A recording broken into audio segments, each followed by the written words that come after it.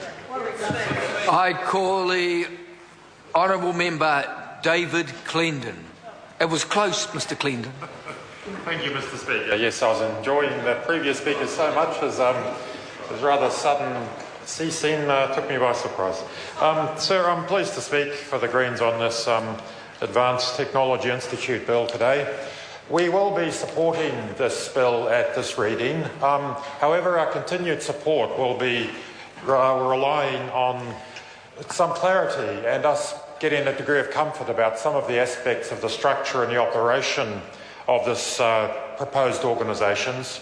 We're yet to be convinced about some of the aspects that are proposed, and we look forward with genuine interest to the submissions which we'll no doubt get from the scientific community, from the business community, and in particular from some of those who are already working at that interface. Because this institution, this organisation, will not be coming into a vacuum. There are existing mechanisms and organisations doing some of what it is proposed that this ATI should do. There is no question that we need to improve our performance in terms of research, science, technology. We will not secure our economic future by putting large volumes of raw logs across the wharf, nor will we get richer in any sense of that word by producing more and more milk powder.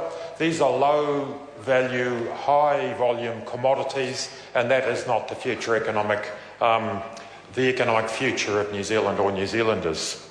In our Green Party election campaign last year, one of the key planks of that campaign was advocacy for investing heavily in a green tech, a clean tech economy, one which can generate genuine wealth, that while also protecting the integrity and well-being of our communities and critically of the environment that underpins it all. It's interesting when looking at this proposition, this institute which is to be established. As an occasional student of history, we know that this is not the first time an organisation has been proposed to link scientific effort, the well-being of our economy, the appropriate use of our natural resources. In the early 1920s, it was hotly debated and generated the establishment of the DSIR, an organisation that served New Zealand extremely well for over 60 years and gave us a great deal of a great advancement in terms of industry, in terms of particularly primary production, but elsewhere as well. That all came to an end, of course. In 1986, there was a ministerial working group headed by one Sir David Beattie, who was charged by the government of the day of investigating the DSIR and its contribution. And he came back with a report called The Key to Prosperity, Science and Technology. The number of recommendations within that report included things like 150% tax deductibility for expenditure on research and development, setting a target of doubling New Zealand's public and private sector investment in research by 1993 or 1994. Quite ambitious targets, quite ambitious goals, absolutely necessary and not terribly different from what we're endeavouring to do today. The government, and indeed successive governments of the time through the 80s and 90s, took very little heed of this excellent report. Possibly the report was undermined by the one line in it that uttered heresy in that time. It said that the market alone could not deliver the outcome that New Zealand wanted and needed. Of course, in the 1990s, the free market was all-powerful. Hopefully we've got over that and recognised that collaboration between public and private sector is actually the way to advance economically and socially. The CRIs, which replaced the ISIR, and interestingly one of those will now become a subsidiary of this new organisations, have always been hobbled by the legislation that requires them to generate profit, that obliges them to endeavour to do long-term science, to establish research strategies on 1 to 3 year funding cycles. And I acknowledge this, the situation has improved somewhat in recent years, and we still, however, have a great deal to do, considerably further to go. A number of issues we are concerned about within this bill. I mentioned the fact that IRL will be effectively subsumed, and we do wonder at the need for that.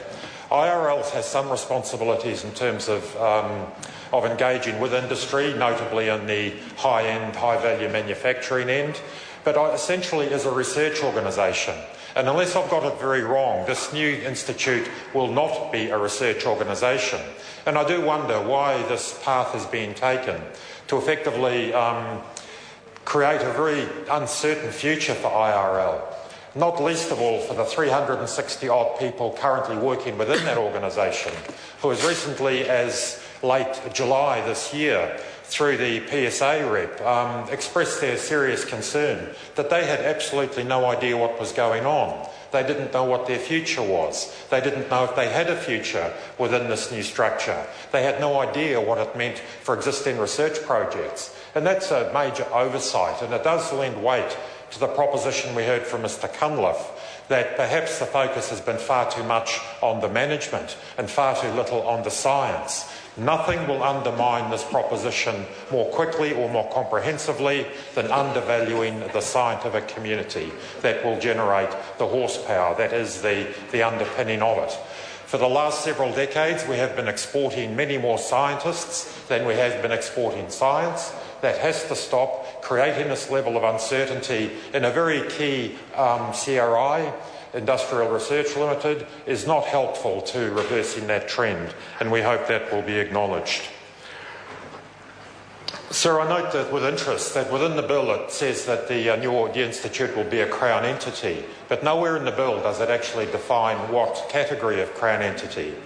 I understood the Minister in his speech to say it would be a Crown agent, and that would concern me to some extent. A Crown agent is an entity with the least amount of independence from the Minister. And I do again think that this organisation, if it is to succeed, will need to be quite dynamic, it will need to be innovative, it will need to move quite quickly. And none of those are typically characteristics of any organisation that is very tightly bound to the policy of the government of the day. I think this organisation will need a high level of independence from the Minister, and we would hope that perhaps I misheard the Minister, or perhaps we can consider what category of Crown entity this organisation should be. So one of the functions of the organisation, in fact a key function clearly, will be the allocation and administration of research funding as defined in the Research, Science and Technology Act. It's not clear, of course, at this stage exactly what the nature or level of that funding will be, what the term of the funding put out to various interface organisations or entities will be. This is a level of detail that will determine how successful or not this organisation is. We note that there will be a stakeholder advisory group, and that's an obvious and a sensible thing to do. I see no mention specifically of having Māori interests represented in that stakeholder group, given that Māori are observed and recognised as being amongst the most entrepreneurial people on earth, that there is a quite dynamic and evolving Māori innovation and business network coming through. I would sincerely hope that there will be a place at the table for that voice. There is a concern, Nikki Kay in her contribution referred to a one-stop shop, and that's helpful. Always in the business community, people want a single point of contact with government, and if this entity can achieve that, that's a good thing. The danger is, however, it will displace or disrupt existing organisations, existing relationships between the commercialisation units within the universities that are already doing some very good work. And that transition will have to be managed very, very carefully and thoughtfully so that you don't end up taking several large steps back before we start to move forward. I'm intrigued by the $76 million over 4 years allocated to capital expenditure. This, in my view, ought to be a networking organisation. It's not a research organisation, doesn't need laboratories or buildings specialised to its fit-for-purpose buildings. As a networking organisation, why the need for $76 million of capital expenditure over 4 years? There are a number of other issues that we'll bring to Select Committee. We also note that this institution is to be named after Sir Paul Callaghan, an extraordinary man, a remarkable New Zealander. There is a cautionary tale, however. Some years ago, the Defence Force named a vessel after one of our greatest and most respected war heroes, which proved to be entirely unfit for purpose and ended up carting citrus fruit around the Mediterranean. Sir, it's to be hoped that the entity this Minister seeks to establish will become something worthy of its namesake rather than something that is redolent of lemons. Thank you, Mr. Speaker. I call the honourable